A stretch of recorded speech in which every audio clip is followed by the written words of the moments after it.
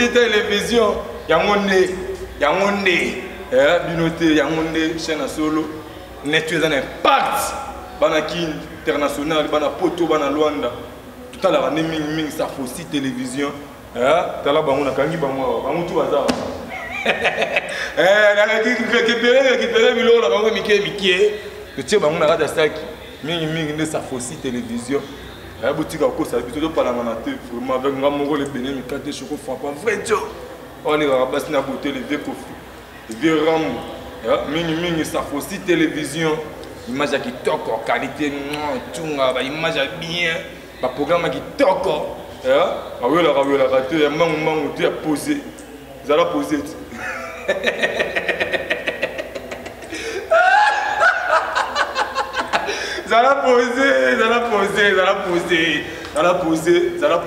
Ça faut aussi télévision qui n'y a pas.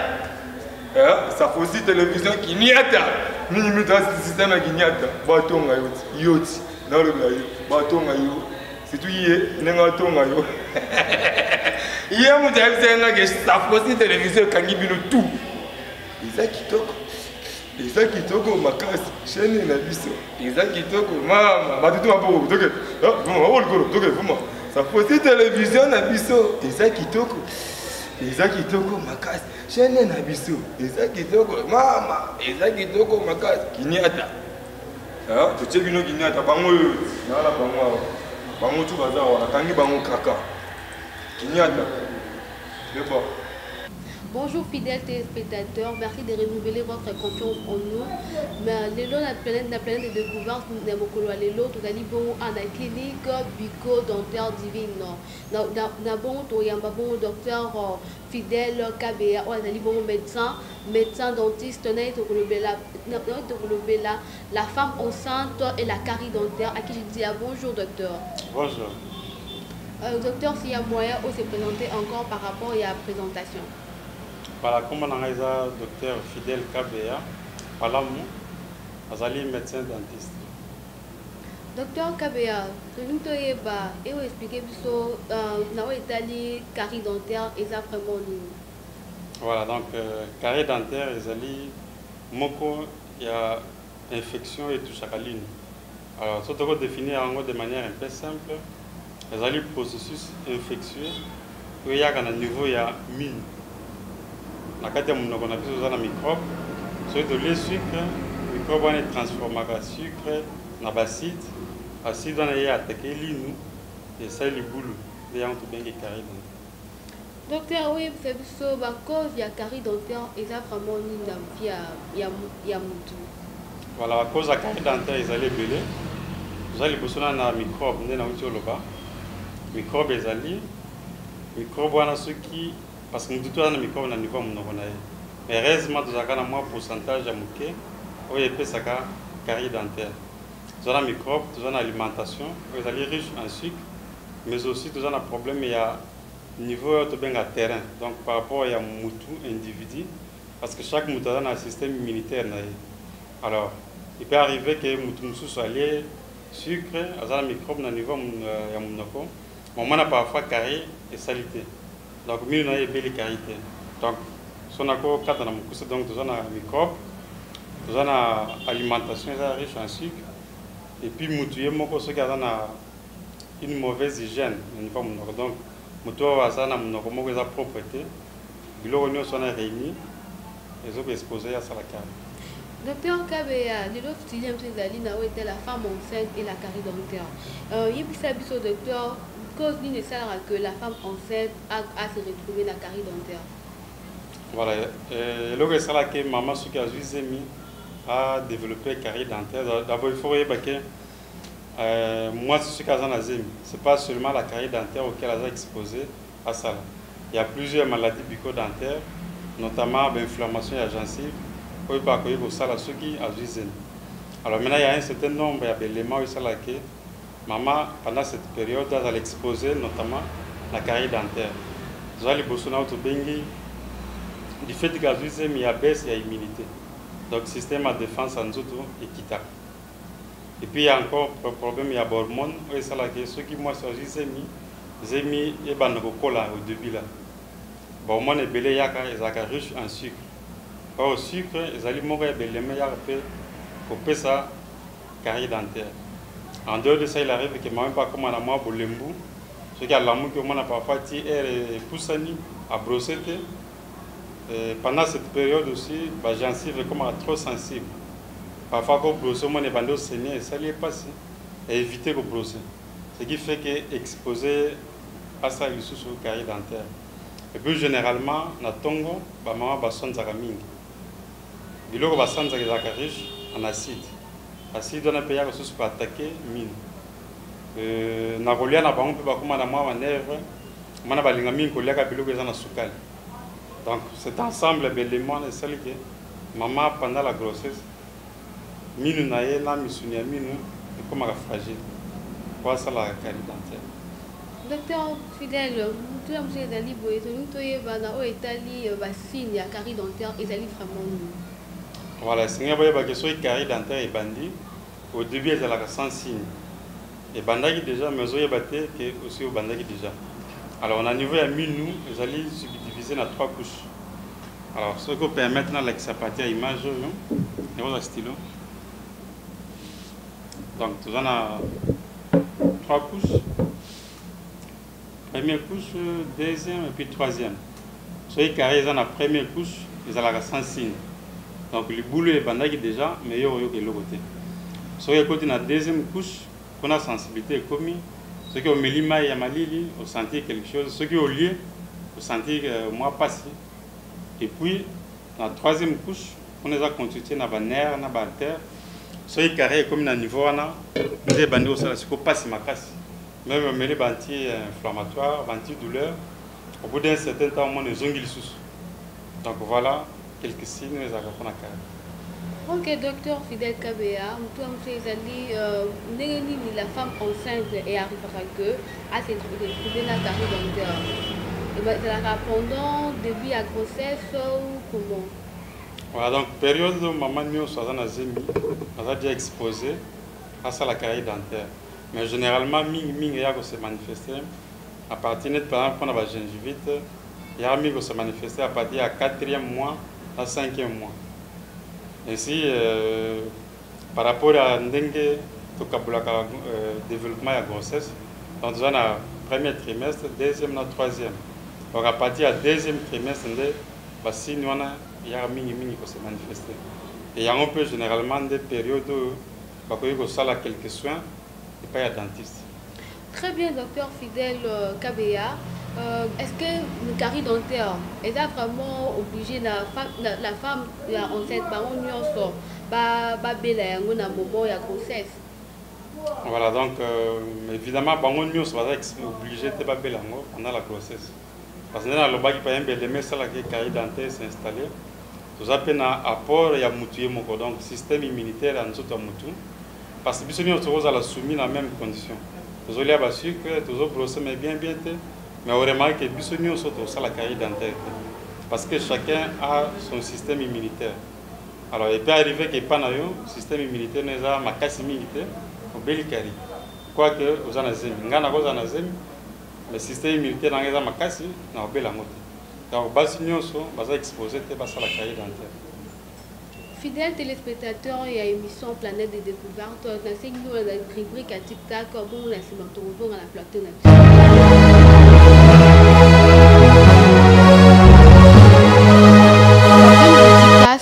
Fred Hardy, mon frère chéri, mon frère adoré, Kunambo Kalman, Fred Hardy Massamba, Tobo Santé 100% bio, Papi Masita, Mobalia, Mami Tchoa, Kunana Allemagne Mambo Théâtre, Tobo Santé Dick Chubré, lobby, mon frère toujours, mon frère d'amour, Dick Chubré Massamba, Allemagne Mambo Théâtre, Tobo Sanité, lobby YD spécialisé en coiffure, en maquillage professionnel, pose ongle, Madame Meg Y de Baridol, Kunana Cameroun, Babing dédicace à vous, madame, pour votre travail à salon YD Wekangui Noroma Solo. Tobosante Beauty Venda Skincare, la gamme de produits qui donne un beau temps pour tout type de peau. Madame Y Meryl Oussan, Kunana Benner, Babing dédicace à vous, madame. Merci vraiment pour votre gamme de produits qui donne un beau temps à toutes les personnes qui l'utilisent. Sans oublier Zouri, Zouri, Luxury, toujours tissage en qualité supérieure. Madame Bernadette Zouri, vraiment, et quand nous avons un tissage vraiment de qualité. De bonne sanité, Babing dédicace aussi, qu'on a aux États-Unis, Bonaventure Yolo, qu'on a toujours aux États-Unis, grand avocat et famille, Babing dédicace à vous. Merci infiniment aussi à maman Charlotte, notre maman d'amour, maman, merci vraiment à vous, là où vous êtes, qu'on a aux États-Unis, Babing dédicace, d'ailleurs, maman, tu l'as encore vraiment, Mingtala Kayo, maman, la bise. De bonne sanité, Fifi, vous là, mon thème, il y a Olivier Kankou, qu'on a aux États-Unis, madame, toutes les personnes morales, physiques, au Banibasa à la dédicace, il y a entreprise, service, Nabango, vous contactez nous au 082 41 400 098. 082 41 40 098. Vous contactez Planète des Découvertes et ça pour la dédicace dans la rubrique Tic-Tac.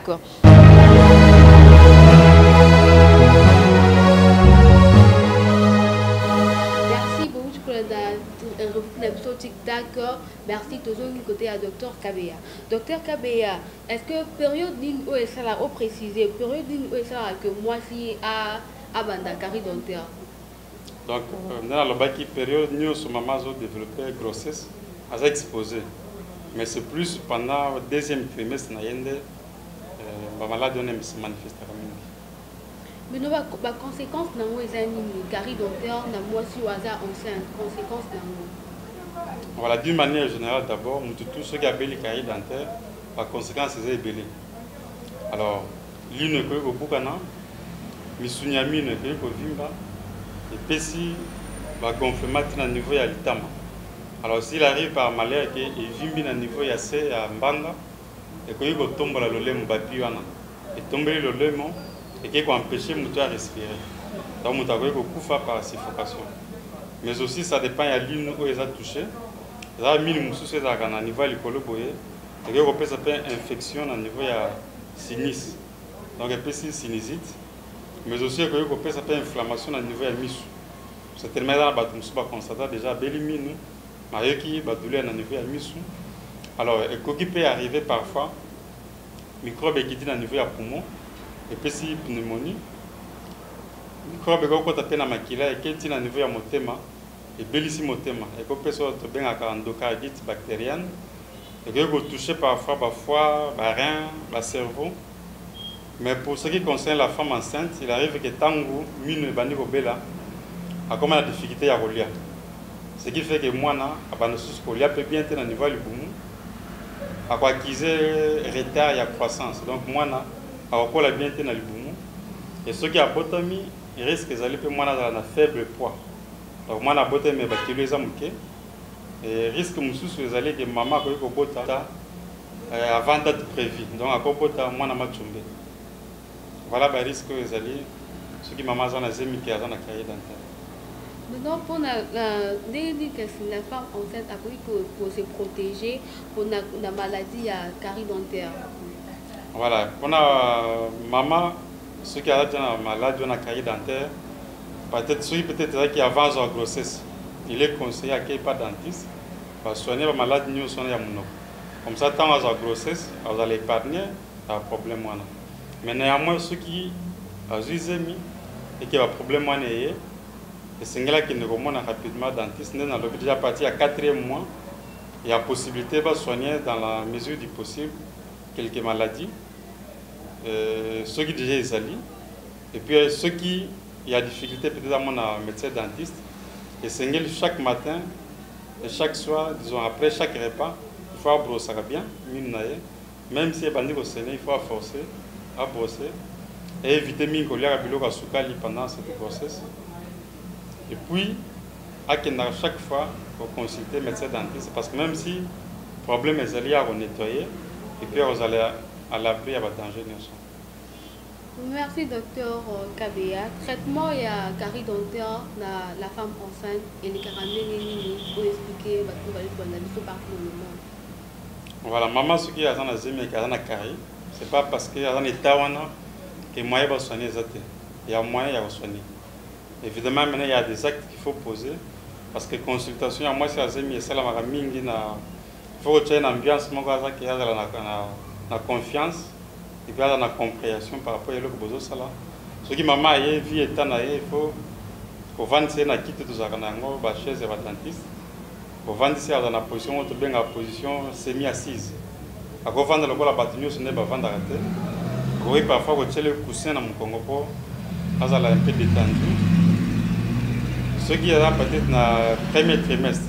Voilà tu poser là tu bien à soins d'urgence. Donc ce qui est boulot les alliés pour nettoyer, tu ne pas tout empêcher les microbes de continuer au côté. Et puis, acte nous sous que nous salons ce qui aboutit. Mais ce qui est peut-être dans le deuxième trimestre, on a la possibilité de reposer moi acte nous sous. Qu'on nettoyer par-ci par-là. S'il y a nécessité, peut-être il y a moyen plutôt que anesthésie. Mais tout ça, on tient compte d'abord il y a l'état de développement yazim. Est-ce que ça c'est une caprice pendant les cours là? Est-ce que quand les autres font comment? Est-ce que la consultation par rapport à gynécologue? Donc on fait tout ça en collaboration avec gynécologue pour envoyer par rapport à l'évolution à ZEM. Donc premier trimestre, troisième trimestre, on a tout ça là traitement d'urgence. Mais au niveau du deuxième trimestre, c'est un peu en profondeur. Mais mingi ezaka juste pour limiter la douleur et acte mususu et que nous sala masuki maman aboti balandi émission il y a planète de découverte tout comme la émission na biso batunyo surtout qui bongo na kati ya clinique Bico dentaire divine oyo mi bongo na Pozo Avenue Pozo numéro A8 na commune ya Kalamu référence imprimerie. Nous sommes pour maladie à minoto carie dentaire. Mais c'est qu'il faut contacter docteur Fidel Kabea na 090 76 800 090 76 87 443 ou soit 090 76 87 843. Toi, Boyena, Avenue Pozo, A8, la commune Yakalamu. Merci beaucoup à toutes les personnes qui l'ont suivi partout dans le monde, à Taposi TV, Pénation BDJ. Merci vraiment à Papa Serge Mabogo, à le Papa Serge toujours Moussala Malamu, dans les réalisations et émissions Planète de Découverte. Merci vraiment, merci aussi à Madame. Merci beaucoup aussi à Anastasie Diane Kuna na Londres où elle a Dakabiso après on va foutre bien à Majesta Anastasie Diane Azakuna pour Nabino pour le poste Nabino toujours donc bon ça c'était la grande équipe technique à 100 BDJ pour la régie finale topesi papa Serge topesi papa pasteur Jolie merci topesi aussi équipe technique Mobimba Gaëtan Carlos MC Riga Nit Mungu to bosani sous-souté pasteur Yannick Aleng quelque part sans oublier Gerdis Bolongi ingénieur Yamakasi. Merci aussi à toutes les personnes Oyo Balingaka émission Planète de Découverte Kutani Balasima pour un nouveau rendez-vous. Au revoir.